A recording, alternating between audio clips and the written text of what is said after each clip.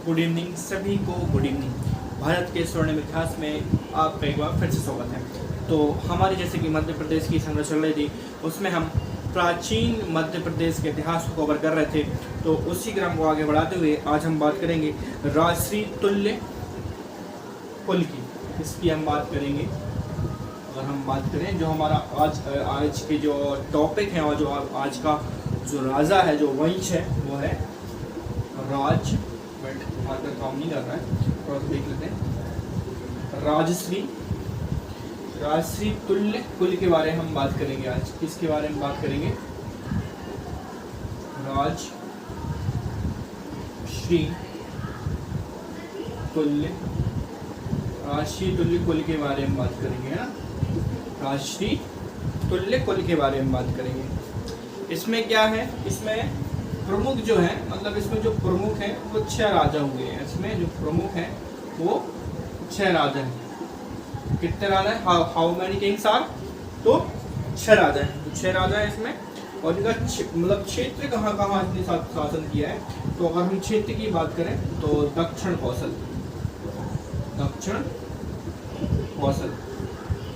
ये इस क्षेत्र में इन्होंने राज किया। अगले हम मध्य प्रदेश के वंश में हम बढ़ रहे हैं आज। तो राजश्री तुल्य कुल के बारे में बात करें, प्रमुख राजा 6 हुए हैं और कहां पर राज किया है क्षेत्र देखें तो दक्षिण कौशल। अब हमें जानकारी हम बात करें, अगर हम जानकारी देखें तो हमें किससे पता चलता है कि इन्होंने राज किया? What was the evidence? You know what? इतिहास में हम जब तक इतिहास क्या है, जब तक हमारे पास कोई स्रोत नहीं उसको जानने का, तो हम उसको इतिहास नहीं मान सकते। तो अगर हम बात करें ताम्रपत्र, जानकारी किससे मिलती है हमें? ताम्रपत्र से। तो कौन सा ताम्रपत्र है? यहाँ तक की जानकारी आपको समझ में आ रही है। तो ताम्रपत्र कौन सा है? आरंग ताम्रपत्र कहाँ मिला है? जिला रायसेन में मिला है। इतनी बातें आपको क्लियर हो रही हैं। ताम्रपत्र कौन सा है? आरंग, जिला रायपुर, सॉरी रायसेन नहीं है, यहाँ पर रायपुर आएगा। ये है रायपुर, जिला रायपुर है। यहाँ तक इतनी बात आपको समझ में आ रही है। राजश्री तुल्य के बारे में हम बात कर रहे हैं। अगला वंश मध्य प्रदेश में, उसके प्रमुख 6 राजा हुए हैं। क्षेत्र कहाँ पर है जहाँ राज किया? उन्होंने दक्षिण कौशल है। जानकारी कहाँ से प्राप्त हुई कि इन्होंने राज किया? जो ताम्रपत्र है, आरंग है, उससे पता चलता है। और जिला कहाँ मिला है? ये रायपुर में मिला है। ठीक है, अब हम 6 राजाओं की बात कर लेते हैं क्रमशः। अगर हम 6 राजाओं की बात करें तो यहाँ हम बात करें भीमसेन, यहाँ हम देखें भीमसेन द्वितीय। 6 राजाओं की हम बात करें तो यहाँ हो गया पहला भीमसेन द्वितीय। उसके बाद दूसरे की बात करें तो दूसरा हो गया सूरा। यहीं पर अपन तीसरे राजा की बात करें तो इसमें कितने राजा हुए हैं? 6 राजा हुए हैं। भीषण, यहीं अगर हम करें विभीषण, हो गया तीसरा। और चौथा की अगर हम बात करें तो भीमसेन प्रथम,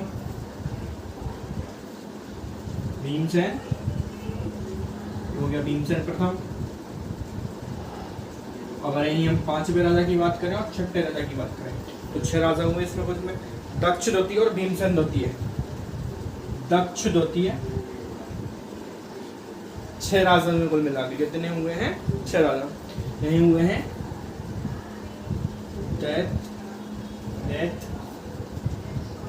द्वितीय और भीमसेन द्वितीय। हो गया भीमसेन द्वितीय।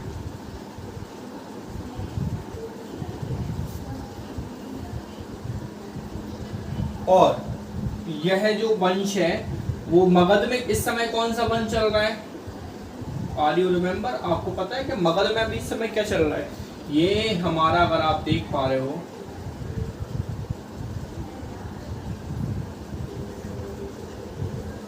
ये पूरा इंडिया। यहाँ अगर मान के चलो उत्तर भारत है मगध, यहाँ मगध चल रहा है, तो यहाँ MP हो गया हमारा मध्य प्रदेश। यही तो मध्य प्रदेश बीच में। तो ऊपर तो यहाँ तो कौन सा वंश? राजश्री तुल्य वंश मतलब इनके चल रहा है। लेकिन मगध ऊपर कौन है? ऊपर क्या है? गुप्त। ऊपर क्या है? गुप्त। तो जब ऊपर गुप्त है तो ये क्या है? गुप्तों की अधीनता में थे। किसके? गुप्तों की अधीनता में थे। इतना आपको समझ में आ रहा होगा। ये लोग किस में थे? गुप्तों की अधीनता में थे। गुप्तों की अधीनता में थे। ठीक है, इतना आपको समझ में आ रहा है। तो कौन सा वंश है ये? राजश्री तुल्य वंश। आगे हम बात करेंगे आगे वाले वंश की। ठीक है, इतना आपको समझ में आ गया। अब हम बात करेंगे आगे नल वंश। इतना आपको समझ में आ गया। आगे और बढ़ते हैं नल वंश की ओर। प्राचीन जो मध्य प्रदेश का इतिहास है वो मतलब अब थोड़ा ही बचा है। उसके बाद हम मध्यकाल में मध्य प्रदेश कैसा था, मतलब जब दिल्ली सल्तनत में मध्य प्रदेश के रिश्ते कैसे थे दिल्ली सल्तनत से, उसके बाद मुगलों से बात करेंगे। और मुगलों के बाद क्या है, मिडिवल खत्म करके हम आधुनिक में बढ़ जाएंगे। थोड़ा सा क्या है, हो सकता है प्राचीन आपको बोरिंग लगे, लेकिन मध्य वाला जो है उसमें कुछ इंटरेस्टिंग आपको लगेगा। तो नल वंश की बात करें, आगे जो मध्य प्रदेश में जो वंश है, नल वंश अगर अपन देखें तो कब से कब तक है?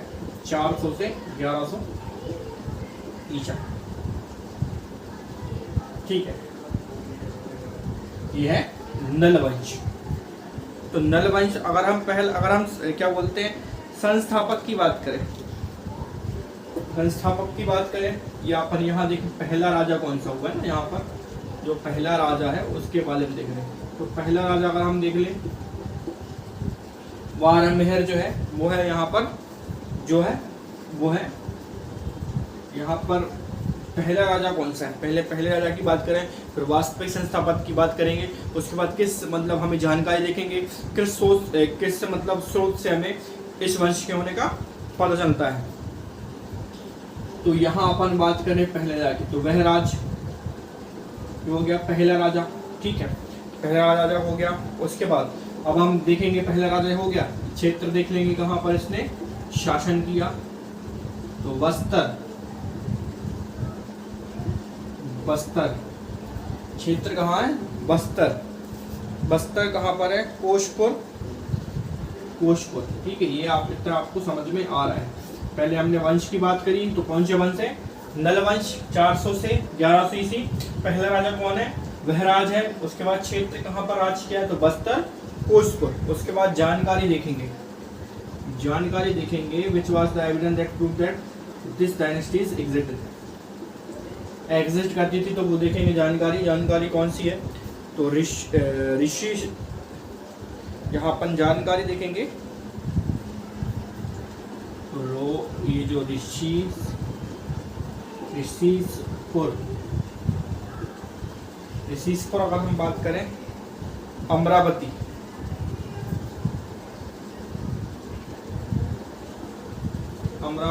ताम्रपत्र से हमें इसके होने की जानकारी मिलती है। ये हो गया जानकारी हमारे पास, एविडेंस। ठीक है, उसके बाद एक और है पौड़गढ़। यहीं पर अपन लिखें पौड़गढ़, जो अभिलेख है उससे हमें पता चलता है इसका, और इसकी हमें मुद्राएं भी मिली हैं। 29 स्वर्ण मुद्रिकाएं। कितनी? 29 स्वर्ण मुद्रिकाएं। कहाँ से मिली है? गांव, यहाँ से मिली है। कहाँ पर ये? पौड़ा गांव से। कहाँ पर ये? पौड़ा गांव से। ये हमें यहाँ से 29 जो है स्वर्ण मुद्रिकाएं मिली है। ठीक है, ये तहसील किसकी मिली है हमें? तो पहला शासक कौन चल रहा है अभी हमारा? तो पहला शासक में चल रहा है वह राज। इसकी हमें राज, इसकी हमें ये मिली है। ठीक है, इतना आप लोग समझ पा रहे हो। तो यहाँ तक हमने देखा नल वंश के बारे में बात करी। तो नल वंश के अगर हम शासनकाल देखें तो 400 से लेकर 1100 ईस्वी तक इनका शासनकाल है। और पहला राजा कौन है? वह राज।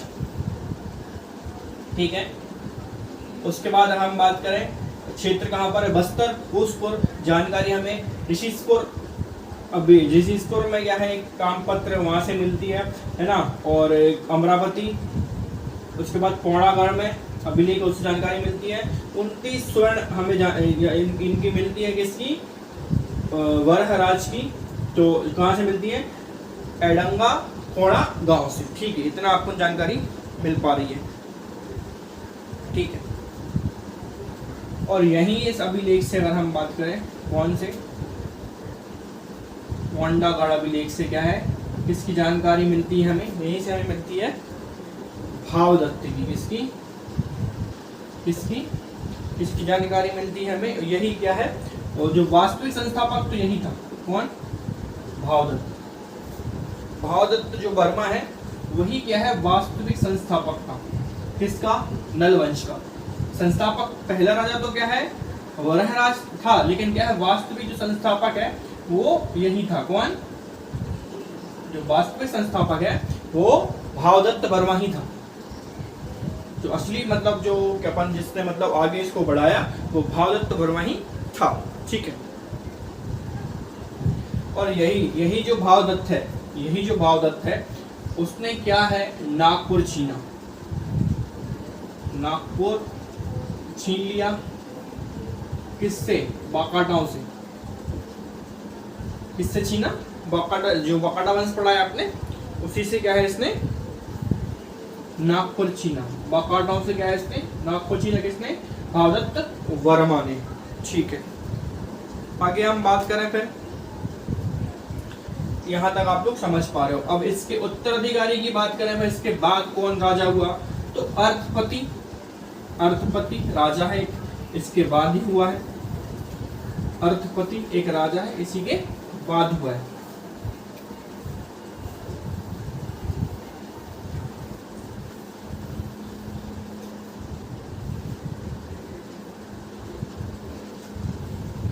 अर्थपति, इसी के बाद राजा हुआ है कौन, अर्थपति।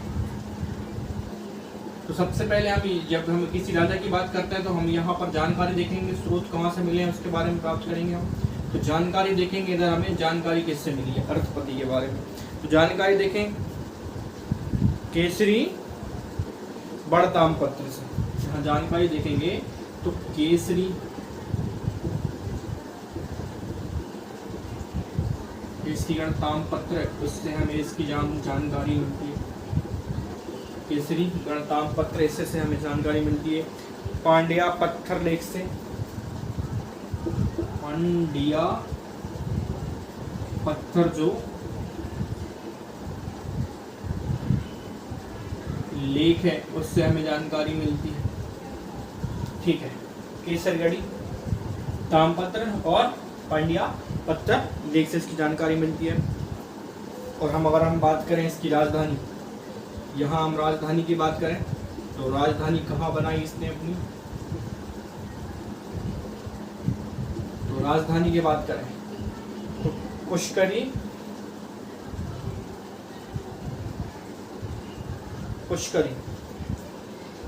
पुष्करी राजधानी बना ली इसने।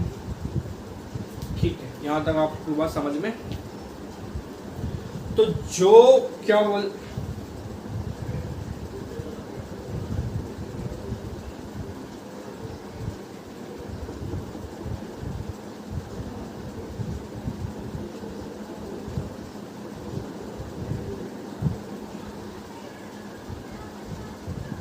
तो जो भावदत्त ने भावदत्त से जो नागपुर छीना था, किसने, बाकाटाओं से, तो इसने क्या है जो नागपुर पुनः प्राप्त कर लिया। नागपुर पुनः प्राप्त कर लिया।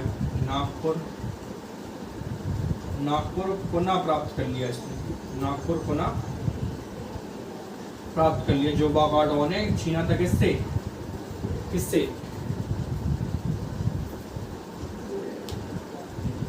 बाकाटाओं से क्या है, पुनः प्राप्त कर लिया नागपुर। ठीक है, अब हम आगे बात करते हैं, इतना आपको समझ पा रहे हैं। जो भावदत्त से बाकाटाओं ने नागपुर छीना था वो इसने अर्थपति ने क्या है, पुनः नागपुर प्राप्त कर लिया। किससे, बाकाटाओं से। इतनी बात आपको समझ में आ रही है।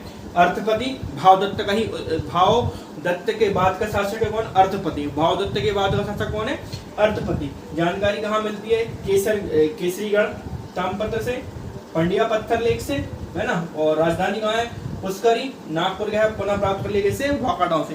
तो यहाँ तक की आगे की बात करेंगे।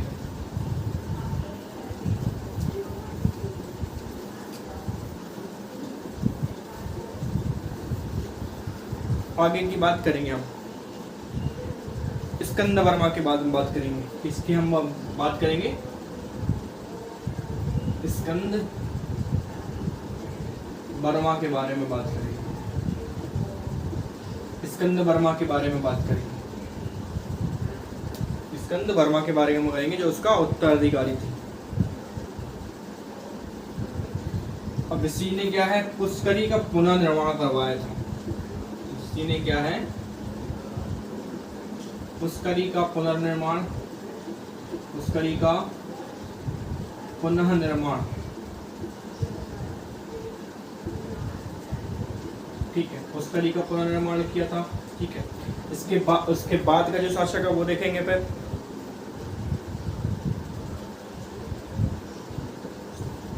इसके बाद का जो शासक है हम बात करेंगे विलासतुंग। जो विलासतुंग है उसके बारे में बात करेंगे। विलासतुंग है उसके बारे में बात करेंगे। इसी ने क्या है, एक मंदिर का निर्माण कराया। इसी ने क्या है, राजीव लोचन मंदिर है। राजीव लोचन, ये प्रसिद्ध मंदिर है। राजीव लोचन मंदिर, ये प्रसिद्ध मंदिर है। कहाँ है, अभी छत्तीसगढ़ में प्रसिद्ध मंदिर है। उसका निर्माण कराया किसने, विलासतुंग ने। ठीक है, कुलिया दुर्ग, कुलिया दुर्ग, इसका भी क्या है, बनवाया कुलिया दुर्ग।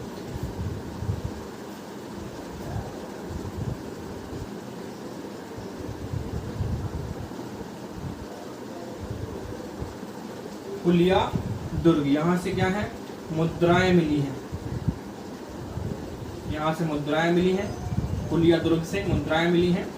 और यहाँ अगर हम बात करें फिर मंदसौर स्तंभ लेख से,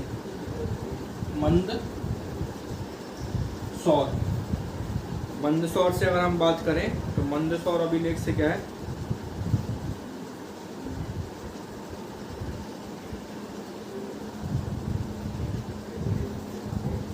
सॉरी मंदसौर नहीं है, नंदराज है। मंदसौर नहीं है, नंदराज है। नंदराज और स्तंभ लेख से, नंदराज और स्तंभ लेख से, नंदराज और स्तंभ लेख से, नंदराज और स्तंभ लेख से क्या है, नल राजाओं का उल्लेख मिलता है। किनका, नल राजाओं का उल्लेख मिलता है। नल राजाओं का, नल राजाओं का उल्लेख मिलता है। ठीक है, नंदराज और स्तंभ लेख से नल राजाओं का उल्लेख मिलता है। इन्होंने क्या है, 800 वर्षों तक राज किया। 800 वर्षों तक राज किया और 12वीं शताब्दी में ये इनका अंत हो गया। 12वीं शताब्दी में अंत हो गया किसका, इन्हीं का। 12वीं शताब्दी में इनका अंत हो गया। स्कंद वर्मा के बारे में पढ़ रहे हैं। पुष्करी का पुनर्निर्माण करवाया था। विलासतुंग इसका उत्तराधिकारी, बाद का राजा हुआ। ये बाद का राजा है। विलासतुंग बाद का राजा है। राजीव लोचन मंदिर का प्रसिद्ध मंदिर का निर्माण करवाया। कहाँ पर है, छत्तीसगढ़ में है। और कुलियार दुर्ग से हमें क्या मुद्रा प्राप्त इसकी। नंदराज और स्तंभ लेख से क्या है, हमें नल राजाओं का उल्लेख मिलता है। और करीब 800 वर्ष का शासन किया और 12वीं शताब्दी में इनका अंत हो गया। ठीक है, अब आगे बढ़ते हैं, अगले राजवंश की और अगले राजा की बात करते हैं। ये है मध्य प्रदेश में प्राचीन जितने वंश हुए हैं, प्राचीन जितने राजा हुए हैं, उनकी हम बात कर रहे हैं। अब वो चाहे गुप्त वंश की हम बात करें या फिर नंद वंश की बात करें, शुंग वंश की बात करें, तो उन्हीं के संदर्भ में हम ये देख रहे हैं। आगे हम बात करें फिर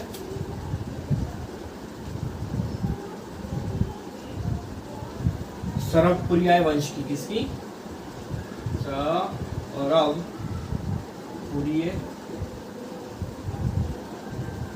वंश।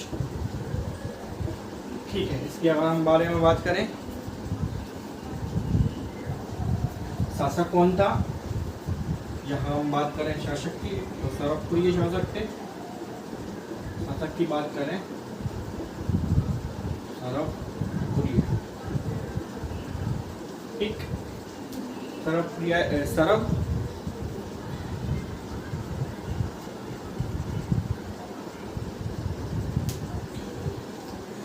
कब शासन किया? तो शासन अगर हम बात करें 5वीं शताब्दी, 5वीं शताब्दी में शासन किया इन्होंने।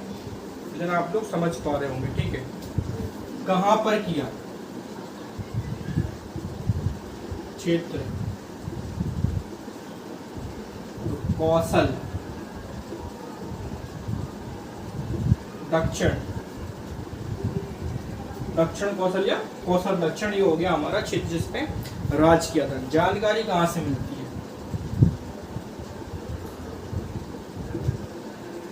जानकारी कहाँ से मिलती है? Where is the evidence? जानकारी कहाँ से मिलती है? भानुगुप्त के ऐरण अभिलेख से।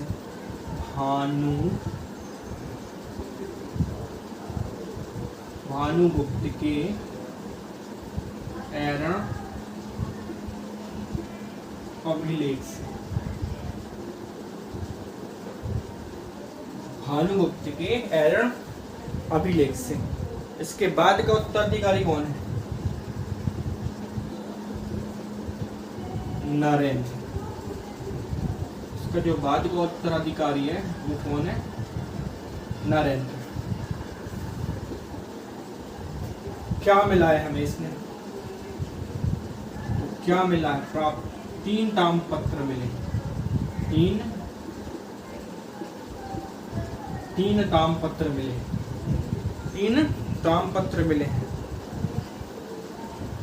अब हम यहीं पर बात करें, एक राजा हुआ है बहुत प्रतापी राजा। प्रतापी राजा आगे, तो ये प्रतापी राजा कौन है? प्रसन्नमात्र। ये बहुत ही क्या है? प्रतापी राजा है, प्रसन्नमात्र। प्रसन्नमात्र। इसकी जानकारी हमें कहाँ से मिलती है? इसकी जानकारी हमें कहाँ से मिलती है? इसकी जानकारी हमें कहाँ से मिलती है? इसकी जानकारी परवर्ती अभिलेखों से।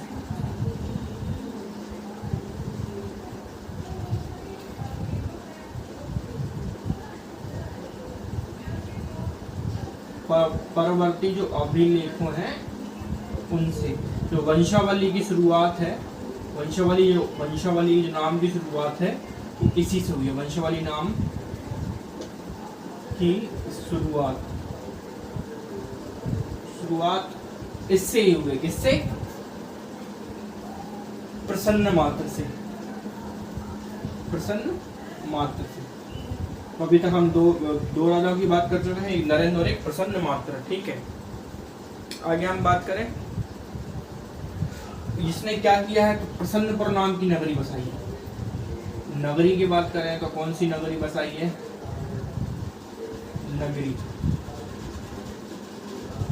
नगरी की बात करें तो प्रसन्नपुर नाम की नगरी बसाई है। नगरी कौन सी है? प्रसन्नपुर। कहाँ पर है? निडिला नदी के किनारे यहाँ पर प्रसन्नपुर, यहाँ पर नगरी बसाई है। फिर यह क्या करता है भाई? यहाँ तक आपको समझ में आ रहा है? तो फिर मुद्राएं भी जारी करता है। तो मुद्राएं स्वर्ण की भी जारी करी है और फिर चांदी की भी जारी करी है, ठीक है। कोई भी राजा हो तो फिर रजत की स्वर्ण की करिए और रजत की करिए। क्या हो गया? स्वर्ण, ये हो गया रजत। तो मुद्राएं जारी कौन सी करी है? स्वर्ण और रजत की करी है। तो इस पे फिर अंकित भी है, मतलब कुछ तो अंकित किया होगा। तो अंकित क्या किया है? गरुड़ का चित्र अंकित किया है, गरुड़ का चित्र अंकित किया है, और शंख चक्र,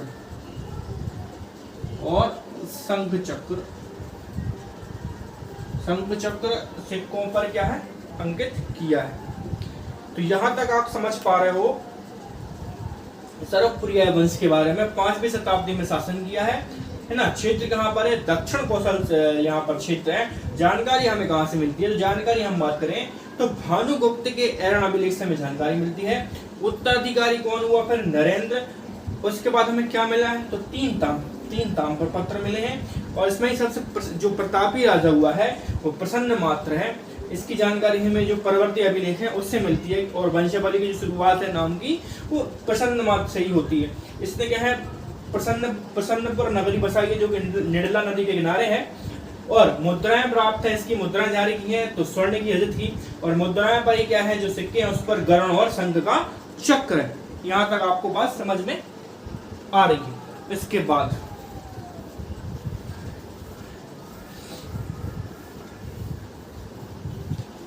बाद जो राजा हुए हैं उसके बारे में हम बात करेंगे।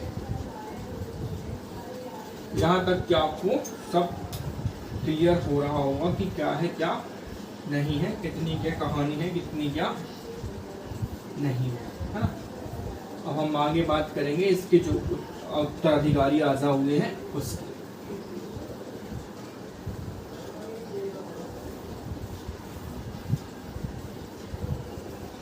इसके जो आगे वाले, इसके पश्चात राजा, तो इसके पश्चात बहुत से राजा हुए हैं। इसके पश्चात जयसिंह हुआ है, जयसिंह के बाद उसके बाद जयसिंह के बाद मान मात्र हुआ है, दुर्गराज हुआ है ना, उसके बाद सुदेवराज हुआ है, और प्रवरराज हुआ है।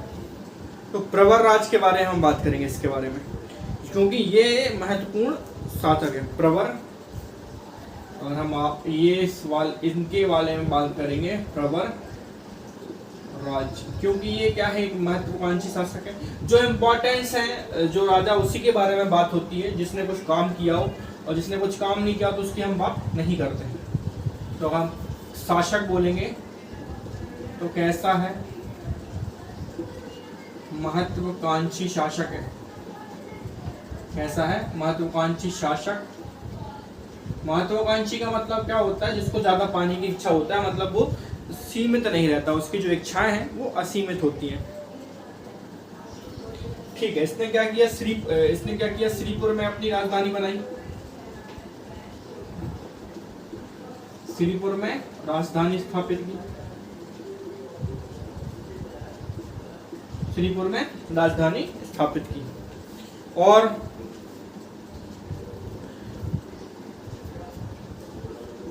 इस वंश का जो आखिरी शासक है प्रवरराज द्वितीय, इस वंश का क्या है, अंतिम शासक है, ये द्वितीय अंतिम शासक है इस वंश का, अंतिम शासक या राजा भी बोल सकते हैं अपन। ठीक है, अंतिम शासक है। और यही हमें क्या है, 2 ताम्रपत्र मिले हैं, 2 ताम्रपत्र मिले हैं, अभिलेख भी मिले हैं, है ना।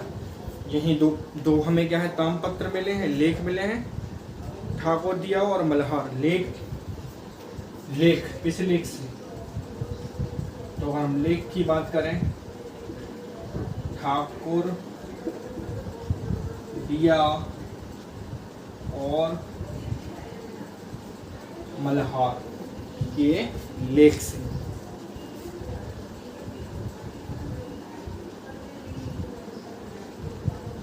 और जो इंद्रवल राज है इसका सामंत था। अब आपने ऐसे ऐसे नाम सुने जो आपको अभी सुनने नहीं मिल रहा होगा, तो कंफ्यूज नहीं होना, ये मध्य प्रदेश के संदर्भ में बात चल रही है। इंद्रवल राज इसका सामंत था। एक बार आपको हो सकता है बोरिंग लगे, लेकिन आपको जब समझ में जाएगा तो फिर बोरिंग नहीं लगेगा। इसका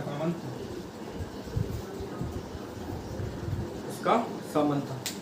तो बहुत से राजा हुए, पर क्या बोलते हैं, इसके बाद जो हमारा प्रसन्न मात्र, उसके बाद बहुत से राजा हुए, कम से कम 4 राजा और हुए। तो वो 4 राजा क्या है, इंपॉर्टेंट नहीं थे, फिर भी आपको यहाँ पर अगर आपको लिखना है तो जयराज, लिख सकते हैं उसके बाद, क्योंकि जो जयराज हुआ है ना, जयराज हुआ, इसके बाद किसके बाद प्रसन्न मात्र के बाद उसके बाद मान मात्र है, मान मात्र है, उसके बाद है मान मात्र है दुर्गराज, दुर्गराज है, और सुखदेवराज।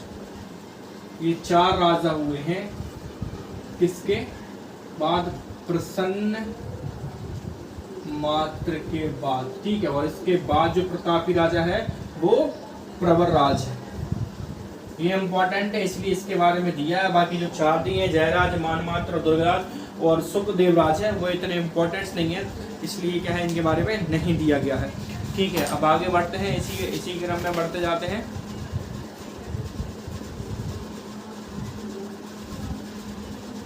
थोड़ा सा और ही बचा है, उसके बाद क्या है ये खत्म होने वाला है, ठीक है। यहाँ तक आपको रफ करते हैं, यहाँ तक की कहानी आपको समझ में आ रही होगी।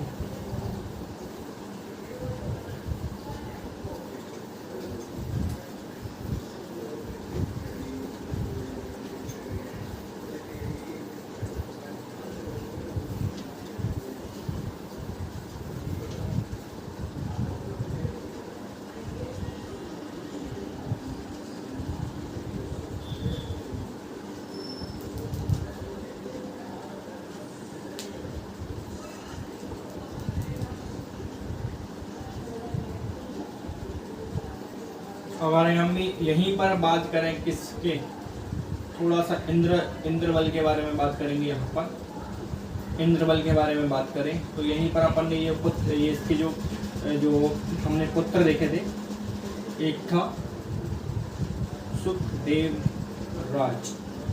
तो ये क्या करता है इंद्रवल, जब सुखदेवराज की यहाँ पर क्या है मृत्यु हो जाती है, जब सुखदेवराज की क्या है एक प्रकार से मृत्यु हो जाती है, और किसका ही क्या है शासन चल रहा है, किसका शासन चल रहा है, जो प्रसन्न द्वितीय है, जो यहाँ पर क्या है इंद्रवल क्या करता है, जब सुखदेवराज की मृत्यु होती है तो यहाँ पर क्या है प्रवरराज का है क्या है शासनकाल है। प्रवरराज का है क्या है शासनकाल है। शासनकाल में क्या है यहाँ पर शासनकाल है, लेकिन दक्षिण कौशल में क्या है आधिपत्य प्राप्त कर लेता है। कौन, इसकी मृत्यु का फायदा उठाकर, सुखदेवराज की मृत्यु का फायदा उठाकर जो इंद्रवल है वो क्या है दक्षिण कौशल पर क्या है आधिपत्य स्थापित कर लेता है। क्या कर लेता है आधिपत्य स्थापित कर लेता है, ये आपको ध्यान रखना है। आधिपत्य स्थापित कर लेता है, आधिपत्य स्थापित कर लेता है, इतना आपको ध्यान रखना है, इतना आपको।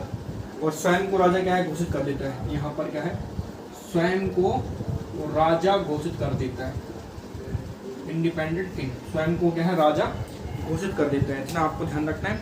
इसके बाद वल्लभी का मैत्रेय वंश पढ़ेंगे, ठीक है, इतना आपको ध्यान रखना है। इंद्रवल के संदर्भ में जब सुखदेवराज की मृत्यु होती है, शासनकाल किसका चल रहा है प्रवरराज द्वितीय चल रहा है, उसमें क्या है दक्षिण कौशल पर क्या है आधिपत्य करके स्वयं को क्या है राजा घोषित कर देता है। वल्लभी का मैत्रेय वंश के बारे में हम बात करेंगे, वो किसके वल्लभी का जो मैत्रेय वंश है उसके बारे में हम आगे बात करेंगे।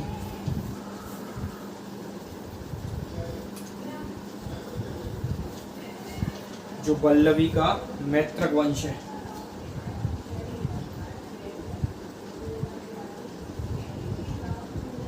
वल्लभी का मैत्रेय वंश,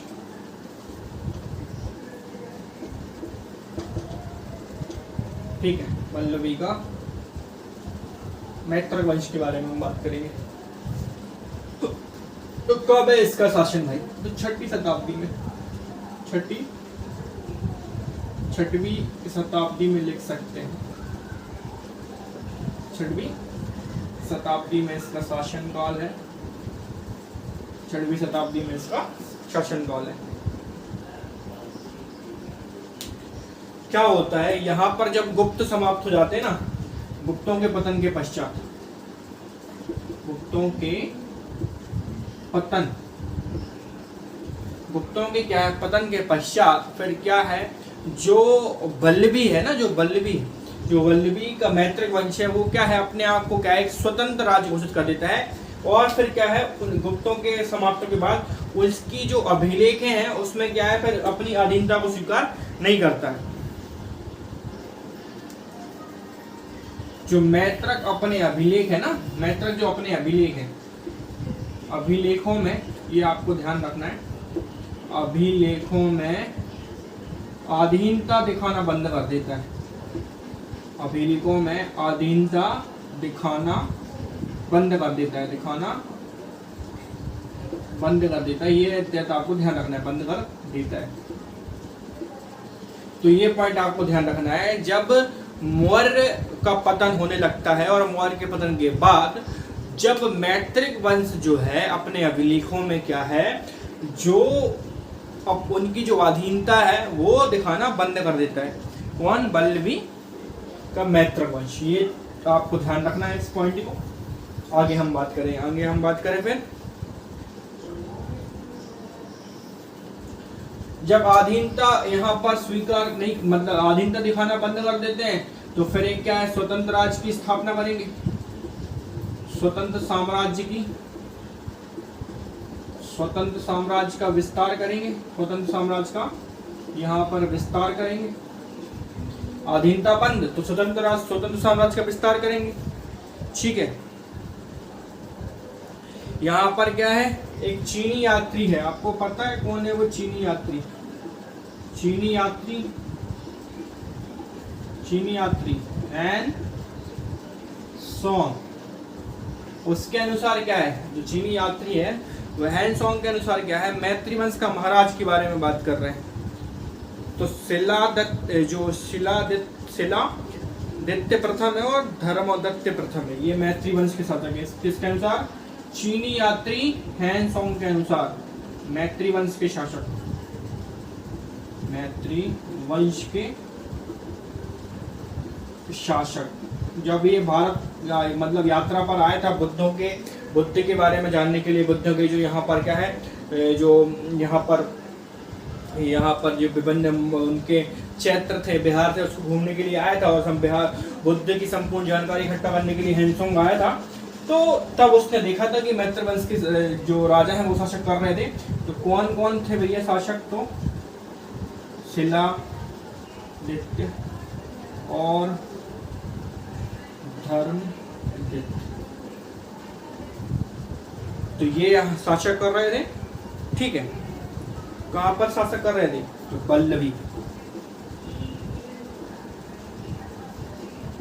ठीक है, इतना आपको जानकारी समझ में आ रही है। तो अपने राज्य का विस्तार कहां तक किया? तो राज्य का अगर हम विस्तार करें, अगर हम यहाँ इन्होंने राज्य का विस्तार कहां तक किया, राज्य का विस्तार, अगर हम इनके राज्य का विस्तार देखें, राज्य का विस्तार, तो राज्य का विस्तार कहां से कहां तक कर लिया इन्हें? यहाँ अगर हम देखें पश्चिमी मालवा, अगर हम बात करेंगे तो पश्चिमी मालवा,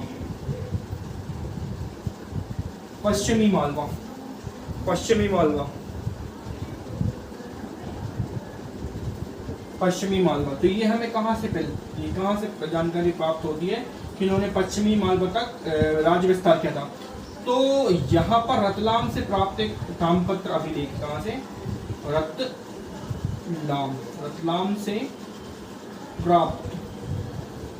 रतलाम से प्राप्त यहाँ पर क्या है, एक ताम्रपत्र है, उससे हमें जानकारी मिलती है कि इन्होंने क्या है, पश्चिमी मालवा तक शासन विस्तार किया था।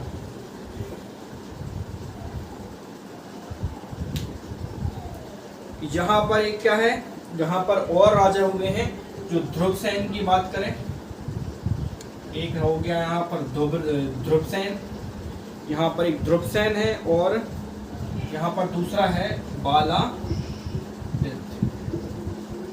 ये दो राजा हैं, एक हो गया दुर्ग, एक हो गया दुर्गसेन, एक हो गया बालादित्य। ये भी क्या है, चीनी यात्री हैनसोंग के क्या है समकालीन थे। जब यहाँ पर क्या है यात्रा करने के लिए आया था कौन, हैनसोंग। ठीक है, तो ये कब से कब तक चला भाई, ये चलता रहा हमारा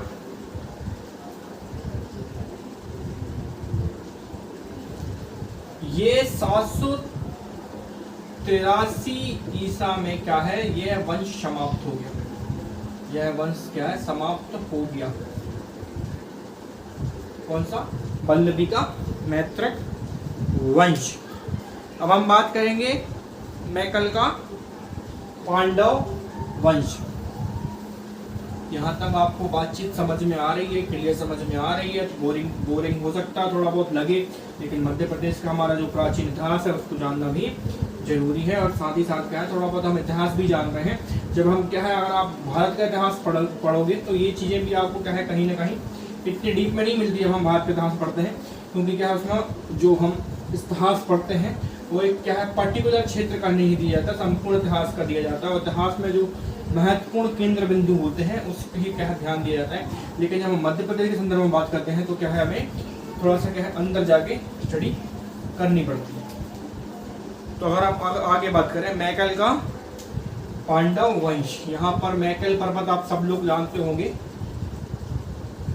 मैकल का पांडव वंश, मैकल का पांडव वंश।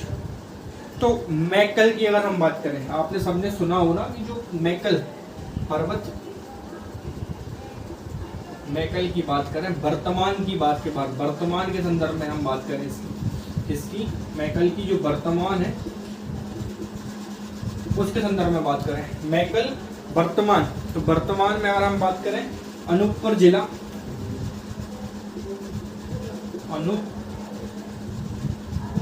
अनूपपुर जिला, ये हो गया हमारा अनूपपुर जिला। यहाँ पर यहाँ ऐसे लिखते हैं अपन अनूपपुर जिला। कहाँ, अमरकंटक,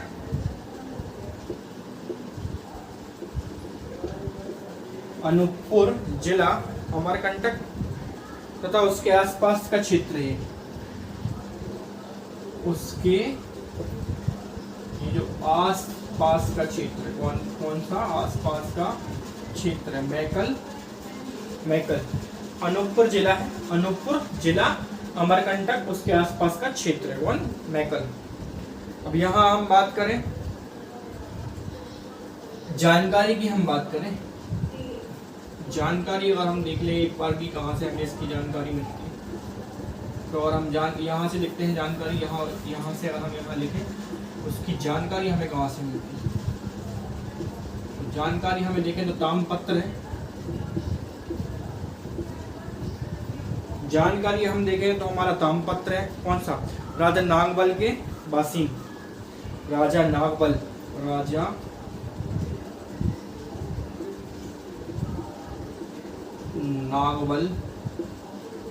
बासीन, ठीक, ताम्रपत्र है। अब हम यहाँ बात करें प्रथम राजा की, मतलब जो राजा हुआ है प्रथम राजा वो कौन है, यहाँ हम बात करें प्रथम राजा की। प्रथम राजा की अगर हम बात करें तो प्रथम राजा है वत्सराज,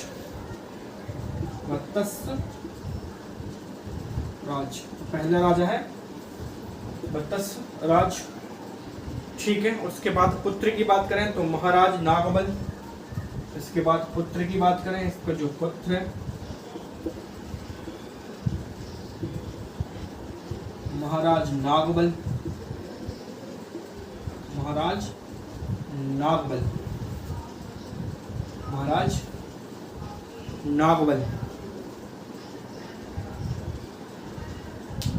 इनकी शादी हुई थी किससे, इंद्र भट्टिका। इनकी जो शादी हुई किससे हुई है,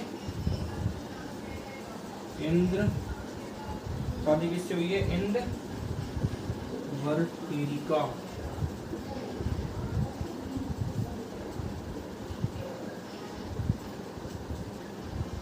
इंद्र भट्टारिका से इनकी शादी हुई है।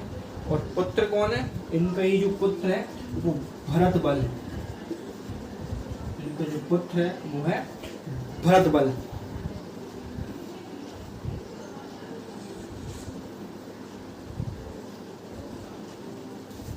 और ये जो सब थे वो सब सामंत थे, ये सामंत थे साधारण, ये सामंत थे साधारण। ठीक है, एक बार मैं यहाँ आपको समझा दूंगा।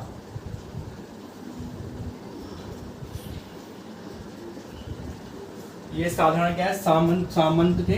किसके सामंत थे उस समय? तो गुप्तों के,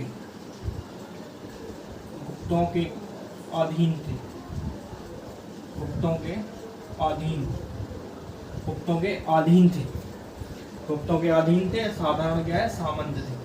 Do you understand these things? Yes, you will understand these things. फिर क्या है, जब हमने भी देखा था कि जब क्या है गुप्तों का पतन होता है, फिर क्या है ये अपने आप को स्वतंत्र घोषित कर लेते हैं। पहले तो अधीन ही थे, फिर क्या है जब उनका पतन होता है तो वो अपने आप को क्या है स्वतंत्र घोषित होने लगते हैं। अब अगर हम बात करें, इसका जो अंतिम शासक था वो था भरत बल। अंतिम शासक कौन था? मैकल पांडव वंश का वो था भरत बल। तो यहाँ एक बार हम थोड़ा सा क्या है समाप्त कर लेते हैं। हम बात कर रहे हैं मैकल का पांडव वंश के बारे में। We will discuss the Maikal का पांडव वंश, डायनेस्टी ऑफ पांडव। ठीक है, कहां पर है? मैकल का पांडव वंश। मैकल के पांडव की हम बात कर रहे हैं। ठीक है, कहां पर है मैकल? वर्तमान देखे अनूपपुर जिला, अमरकंटक के आसपास का क्षेत्र है। इतना समझ पा रहे हो किसकी बात कर रहे हैं? मैकल, मैकल का पांडव वंश, मैकल का पांडव वंश, पांडव डायनेस्टी ऑफ मैकल, इसकी हम बात कर रहे हैं। कहां पर है? वर्तमान क्षेत्र देखें अनूपपुर जिला, अमरकंटक उसके आसपास का क्षेत्र। जानकारी कहां से? ताम्रपत्र से। राजा नागबल बसनी। प्रथम राजा कौन हुआ? कौन सा हुआ प्रथम राजा? वत्सराज। उसके बाद पहला राजा हुआ वत्सराज, उसके बाद पुत्र हुआ महाराज नागबल। ठीक है, उसके बाद इसकी शादी हुई किससे? इंद्र भट्टारिका। उसके बाद इसका पुत्र हुआ भरतबल, और यही अंतिम राजा था किसका? जो पांडव वंश है उसका। ठीक है, साधारण सामान्य थे ये, लेकिन किसके सामान्य थे? गुप्तों के। लेकिन जब गुप्तों का क्या है पतन हुआ, उसके बाद क्या है उन्होंने अपना एक स्वतंत्र राज्य की स्थापना भी कर लेते हैं। जैसे कि सबको पता है, इतिहास में जब कोई शासक क्या है वीक पड़ जाता है तो उसके आसपास के जो सामंत होते हैं और जो मतलब उसके नीचे दबे होते हैं वो भी क्या है अपने आप को स्वतंत्र घोषित कर लेते हैं। तो ये आज हम थोड़ा सा एक वंश के बारे में डिस्कस और करेंगे, उसके बाद हम करेंगे कल थोड़ा सा हम एक पॉइंट हम और डिस्कस करेंगे एक राजा के बारे में। बाकी वी विल डिस्कस कल, टुमारो। थोड़ा सा यहाँ पर हम वर्धन वंश के बारे में बात करते हैं। यहाँ पर ही हम किसके बारे में बात करेंगे? वर्धन वंश के बारे में बात कर लेते हैं। यहाँ पर इसके बारे में वर्धन वंश के बारे में बात कर लेते हैं। इसको ही क्या है? पुष्पभूति, इसी को हम कहते हैं पुष्पभूति। वर्धन वंश की बात करें इसको क्या है? पुष्पभूति वंश भी कहते हैं, इसी को क्या है? ठीक है, समझ पा रहे हो। ठीक है, हर्षवर्धन की बात करें तो हर्षवर्धन का जो हर्षवर्धन है उसका शासनकाल,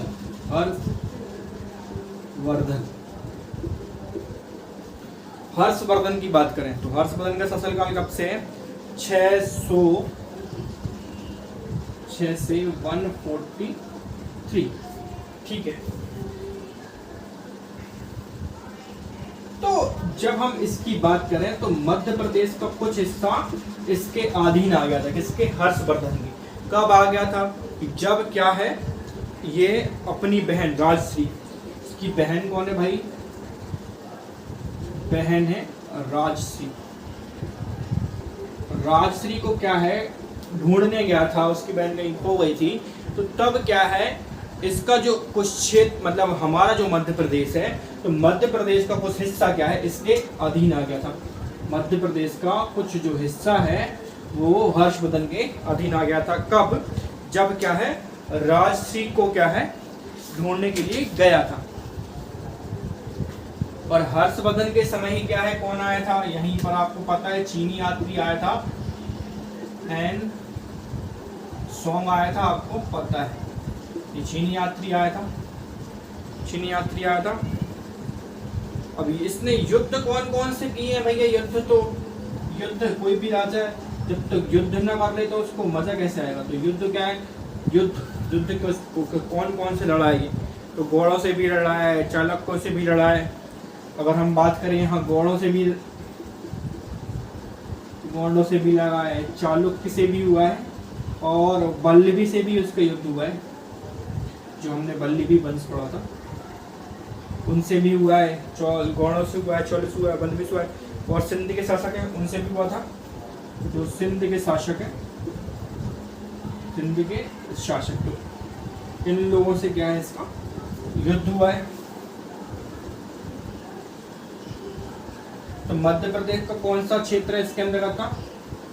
तो आठविक जो क्षेत्र है वो इसके अधीन था। किसके? हर्षवर्धन के अधीन था। ठीक है,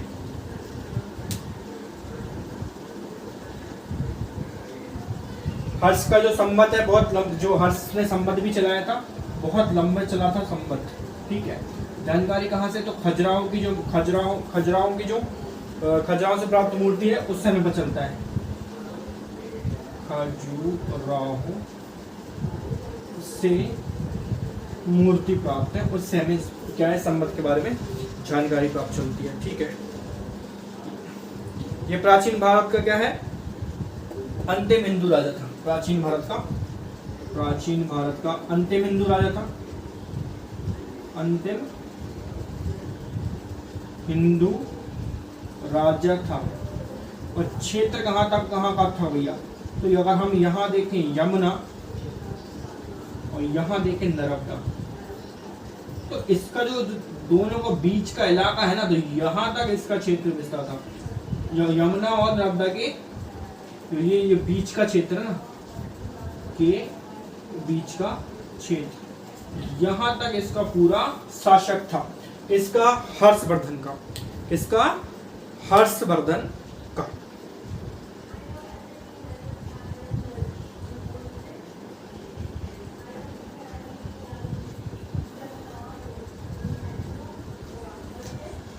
तो यहाँ पर मंदिर में क्या है, 218 जो यहाँ पर 218 तिथि यहाँ पर क्या है, अंकित है खजुराहो मंदिर में। यहाँ पर वर्धन वंश की बात करते हैं, मध्य प्रदेश के संदर्भ में हम बात कर रहे हैं। We will talk about concern of MP के संदर्भ में हम बात कर रहे हैं, किसकी? हर्षवर्धन की। तो वर्धन वंश की बात करें, इसको पुष्पभूति वंश भी कहते हैं। तो हर्षवर्धन का जो शासनकाल है वो कब तक रहा? 600 से 143। एमपी का कुछ हिस्सा जो आठविक क्षेत्र है वो इसके अधीन था। क्यों हुआ? क्योंकि इसकी बहन राजश्री वो खो गई थी, तो उसको ढूंढने के लिए वो गया था। युद्ध कौन कौन से लड़े? तो गौड़ से लड़ा, चालुक्य से, वल्लभी से, सिंधी शासकों से। ठीक है, विक्रम जो क्या है, जो हर्ष संवत है बहुत लंबा चला और 218 तिथि यहाँ पर क्या है, खजुराहो की मूर्ति से प्राप्त होती है। अंतिम हिंदू शासक था। इसका क्षेत्र क्या है, यमुना से नर्मदा के जो बीच के जो पश्चिमी भूभाग है, उसका जो संपूर्ण क्षेत्र है वो हर्षवर्धन के ही अंतर्गत रहा। तो यहाँ तक हमने क्या है, हर्षवर्धन तक हमने मध्य प्रदेश का इतिहास पढ़ लिया था। उसके बाद जो दक्षिण में है जो हमारे शासक हुए उसके बारे में हम बात करेंगे, जैसे कि यहाँ पर राजपूत हो गया, चोल हो गए। तो इसमें इस संदर्भ में एमपी हमारा मतलब उस समय कौन राज कर रहा था और एमपी का क्षेत्र किसके अधीन था, तब देखेंगे। उसके बाद हम सीधा एमपी के जो मध्यकाल है उसमें बढ़ जाएंगे, जो मिडिवल इंडिया है, जो मिडिवल हिस्ट्री है मध्य प्रदेश की, उसके बारे में हम बात करेंगे। यहाँ तक अगर आपको समझ में आ रहा है तो आपको बताने की जरूरत नहीं है। वीडियो को लाइक करना है, शेयर भी करना है, सब्सक्राइब भी करना है और आपको कमेंट करके बताना है कैसे लगा। तो तब तक के लिए धन्यवाद, थैंक यू।